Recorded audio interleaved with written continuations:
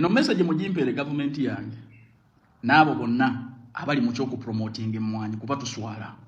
ne mukwata sente ziri mu billions ne muziwo muyimbi we Tanzania ajjo wanalonkinga emmwanyi ya Uganda nga Tanzania etuse ku achievements nyingi nga East Africa Standard Gauge Railway yayitako ku muyimbi yenna okuva mu nsendalo okujibustinga lwaki sente z'abannansi tezibagasa yani yabagamba nti abayimbi be balina okuyigiriza abantu obuwoomi bw'emmwanyi nabawa amagezi ne mbagamba bwe muba mwagala buli muna Uganda ategeera obulungi n'obuwoomi bw'emmwanyi mufune bu coffee machines mubuteeke ku stations mubuteeke mu malwaliro mubuteeke mu masomero mubuteeke ku police stations buli muna Uganda ali mu ddwaliro bali ya government bali ya private nga asobola okwaccessinga ka chai aka coffee kimalo muna Uganda oyo okutegeera obuwoomi bw'emmwanyi naye n'ayagala agibuleka aginyweke waka sente zino zimuteeka mu billions and billions of money singa ogula ezo coffee machines n'oziteeka mu malwaliro n'oteeka mu masomero aga primary ne secondary ne higher education universities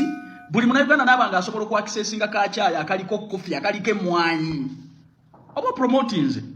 nga atoddiza banna Uganda era ng'okoze n'ekyo ekikola ki ekikwatwako so kyabwewussa nnyo okwata sente y'omuwi w'omusolo mugi w'abayimbi kati njagala kubabuuza abayimbi bonna be mwatutta okuleka Bebe Cool eyaleese ba TikTok enkuyanja n'omanya nti baatutuusizaako information ku ki ekyabadde entuŋŋamu naye impact ki gye baakoze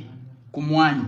waliwo ayinza okunywa emmwanyi olw'omuyimbi abazze okudansinga obudansinzi ne bavaawo ne beddirayo ne bagenda n'omusimbi omuyitirivu so muvaliwinge sente y'omuwi w'omusolo mulimu bye mukola aba gavumenti yaffe naye nga bituswaza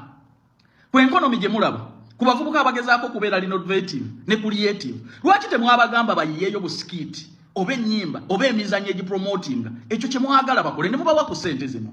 naye tudda tutyeeka tugambe abaana baffe ndi ku gavumenti nga bwe mugiraba yaleese wano mu Tanzania nemuwe sente mpitirivu nemufunira ne private jet nemukoza amalala byonna ebyo nga promotinga mmwanyi gy'ataayogedde nako bannange mulekeraawo tuswaza mulekeraawo okukola ebintu bye tutasobola ku defendinga gavumenti twagiyingira tujagala naye mukolere ku bantu